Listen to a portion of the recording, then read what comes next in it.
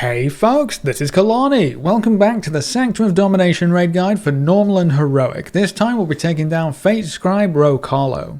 One of the boss's main abilities is Invoke Destiny. This applies a debuff to the tank with aggro, and after 8 seconds they will explode, dealing raid-wide damage that is reduced the further away you are. So the tanks will need to swap when this ability is cast, and the tank should take the debuff away from the raid. When the debuff explodes, it also spawns a Shade of Destiny ad that will start chasing your tank and increasing the damage they take by 75% while the ad is alive. If the ad ever reaches the tank it's chasing, it will trigger Overwhelming Burden. This deals heavy damage over time to your entire raid, so the tank needs to kite this ad constantly. When the Shade dies, it will spawn a bunch of Fate Spawn Anomaly ads that chain cast Anomalous Blast. This deals heavy damage to a random raid member. You should group these ads up, interrupt them as much as you can, stun them and nuke them down. I would recommend kiting the original Shade ad into your melee, where it can be slowed and rooted and killed, and then when it dies, these smaller ads should be grouped up in your melee, ready to be cleaved down. Whenever the boss attacks a new target, he will also gain stacks of Diviner's Probe. The boss can use these stacks to deal heavy damage to your tank,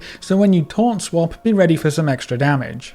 You will also cast Twist Fate. This deals heavy damage over time to random raid members, so just make sure your healers are keeping them alive. Another ability to watch out for is Call of Eternity. Several players will be marked with a big circle that explodes after a short delay. Players with this ability should move to the edge of the room so they don't hit anyone else. On Heroic mode, Call of Eternity will leave behind an echo that also explodes when Call of Eternity happens again, so you can't place Call of Eternity in the same spot twice in a row, and you should always absolutely take this ability to the edge of the room so you have lots of space to work with. Just watch out for those extra circles around the edge of the room when you move out to drop it. And then the last ability in this phase is Fated Conjunction. Several black beams will appear at the edges of the room, and after a short delay they blast across the encounter area, dealing a large amount of damage and debuffing anyone hit. The debuff increases your damage from this ability by 50% for 1 minute, so you really need to avoid them. The safest spot for this ability is always right next to a beam in the empty space.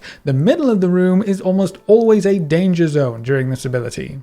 At 70% health, you're going to enter the transition phase. The rings in the middle of the room will rotate, and you need to put them back in the correct position. Each ring that moved will have a blue lit up rune, as well as a blue lit up socket. Your job is to rotate the ring until the rune lines up with the socket and it locks in place. To rotate a ring, you need to stand on the lit up rune. Depending on how many players are stood on a rune, it will turn the ring clockwise or anti-clockwise. An odd number of players turns the ring clockwise, while an even number of players turns the ring anti-clockwise. You have 40 seconds to lock the rings in their correct position, otherwise the boss kills your entire raid, so you have to be quick.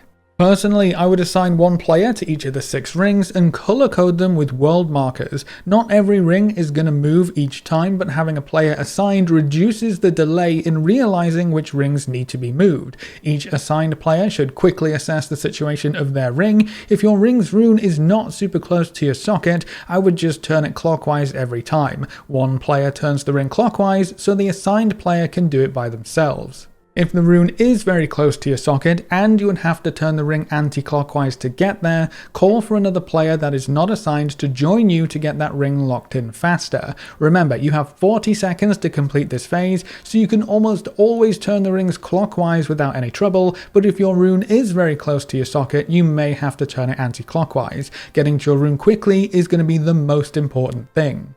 On Heroic mode, things get a little tricky. About half of your raid will be marked with a debuff called Runic Affinity. Only these players can move the rings. Assigning players gets a bit harder, obviously, so I would recommend you still color code the rings, and players should quickly pick a color and take control of that ring when they notice they have the Runic Affinity buff. Something to watch out for while turning your rings are Fate Fragments. These are little black orbs that float around the room. If you get hit, you'll take a bunch of damage and you'll get slowed, so avoid them as best you can. During the intermission, your entire raid will be taking damage from unstable accretion, so your healers need to be on their toes to keep everyone alive until all of the rings are locked in place.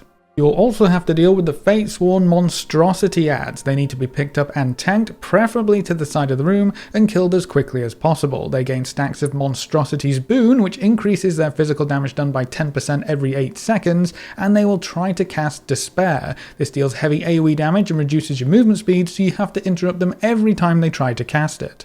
So you need to kill the ads, rotate the rings into the right places, and you'll go back into phase 1. When the boss gets down to 40% health, you'll have to do another Looms of Fate intermission phase, do the exact same thing, rotate the rings, kill the ads, but after that second ring phase, you'll actually go into phase 3.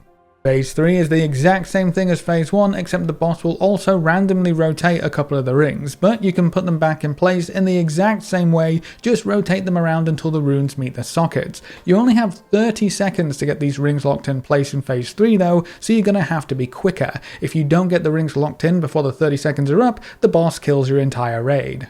And that's all you should need to take down Fatescribe Roh-kalo on normal and heroic. Stay tuned for more boss guides for the rest of the Sanctum of Domination raid. Thanks for watching folks, good luck and have fun, and as always I'll see you next time.